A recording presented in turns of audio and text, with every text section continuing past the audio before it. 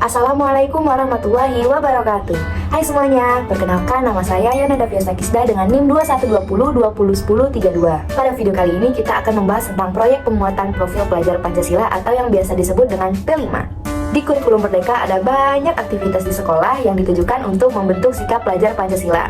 Salah satunya yaitu proyek penguatan profil pelajar Pancasila atau yang biasa disebut dengan P5. Apa ya P5 itu?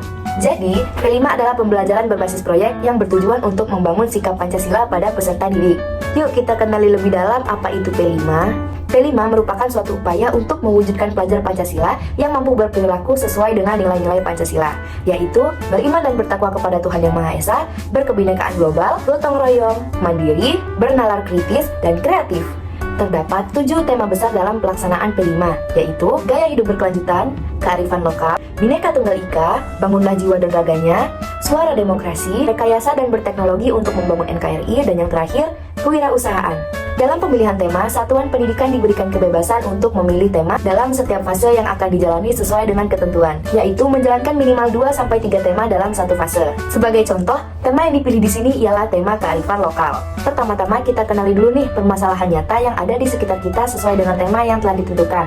Dari pengamatan yang telah dilakukan, ternyata ada banyak anak di kelas yang lebih suka budaya luar negeri dibandingkan budaya negeri kita sendiri. Jadi, di sini guru akan mengarahkan peserta didik untuk memahami isu permasalahannya. Lalu, peserta didik bisa berdiskusi dengan teman atau melakukan riset mengenai budaya lokal yang harus dikenal dan dilestarikan oleh generasi penerus bangsa.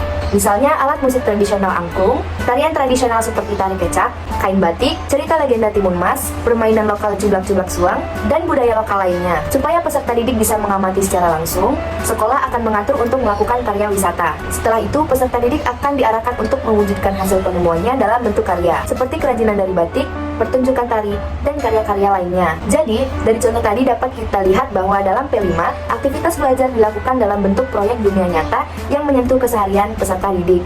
Lalu, mereka akan banyak belajar aktif dengan melakukan riset, diskusi, kunjungan, dan bahkan menciptakan karya mereka sendiri. Nah, selama melaksanakan berbagai aktivitas ini, tentunya peserta didik akan mengembangkan sikap pelajar Pancasila, seperti gotong royong ketika mereka berdiskusi dengan teman, bernalar kritis ketika menganalisis isu dan menciptakan solusi permasalahan, serta menjadi kreatif dan mandiri ketika mereka menciptakan karya proyek. Jadi, gimana pendapat kalian tentang P5? Tulis di kolom komentar ya. Inilah pembahasan singkat mengenai P5 dari saya. Semoga bermanfaat. Wassalamualaikum warahmatullahi wabarakatuh.